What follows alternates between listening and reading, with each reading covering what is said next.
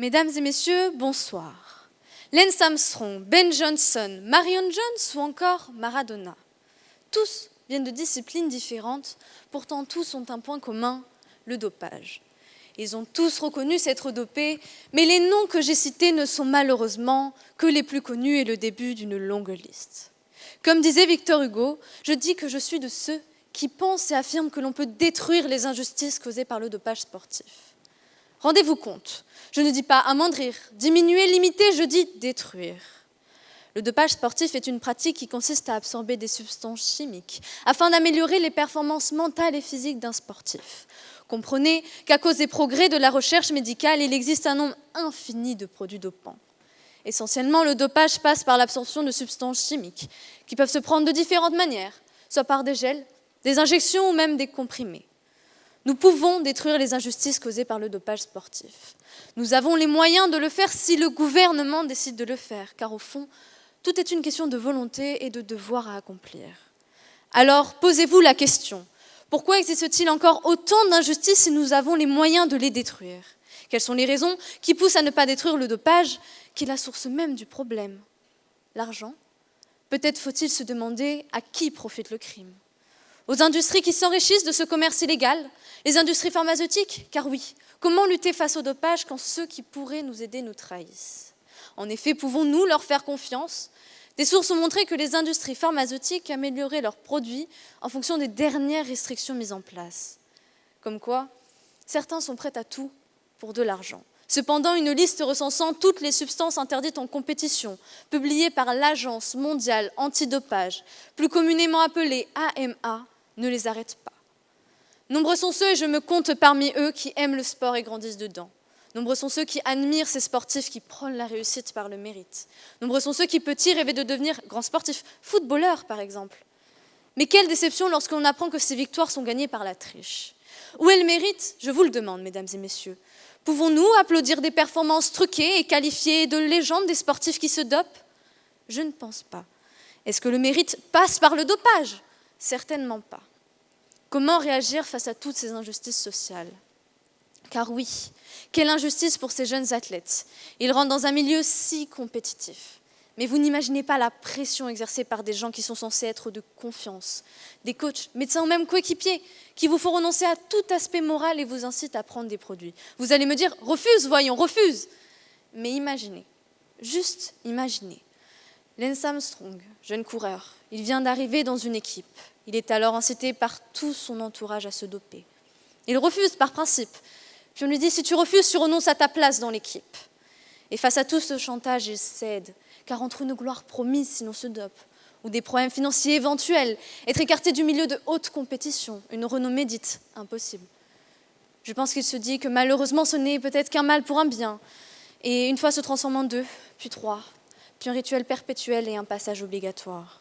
Et c'est ainsi qu'à 21 ans, Lance Armstrong a commencé à se doper.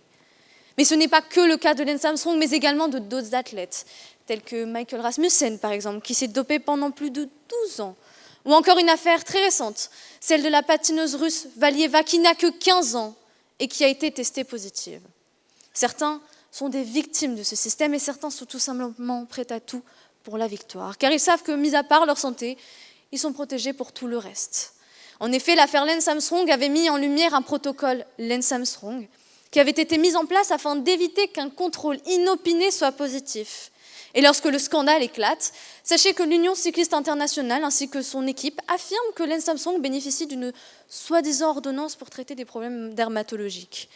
Je dis bien soi-disant parce que Lance Armstrong lui tient un discours totalement différent, affirmant qu'il n'a ni pris de produits dopants, ni ordonnance.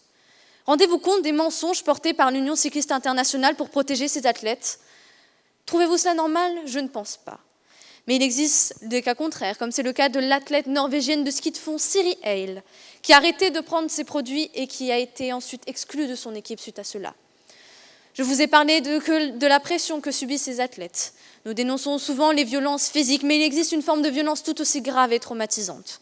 Il s'agit des violences morales. Vous allez me dire, qui fait souffrir ces athlètes ?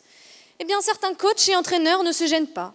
Ils abusent de leur statut de mentor pour rabaisser et détruire le sportif, pour exercer sur lui un contrôle total. Dans certaines disciplines, telles que le patinage artistique, par exemple, Le sportif est sous l'emprise de cet adulte depuis son plus jeune âge. Des phrases répétées en boucle, telles que « tu es nul »,« tu n'y arriveras jamais »,« tu es incapable ». Tous ces mots qu'il croit le définir ne font que rabaisser et détruire le sportif qui ne voit alors le dopage que comme seule solution miracle pour se surpasser et réussir. Mais des organisations ont été créées afin de lutter face à cela, telles que l'AEMA, fondée afin de réduire les injustices dans le sport, créée en 1999. Son but est de réduire le dopage sportif. Vous allez me dire, annoncé comme cela règle les débats, il n'y a pas matière à discuter. Or, pourquoi existe-t-il encore autant d'injustices dans le sport ? Eh bien, je vais vous le dire.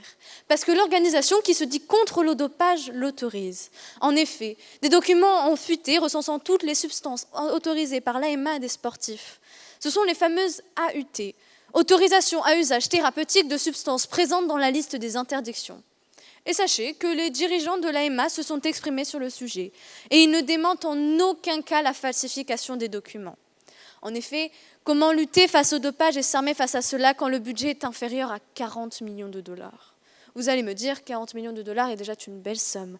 Or, si je cite les paroles de Wiltord Benka, président de l'AEMA, je trouve ridicule qu'une organisation ayant un statut de régulateur mondial dispose d'un budget inférieur à 40 millions de dollars.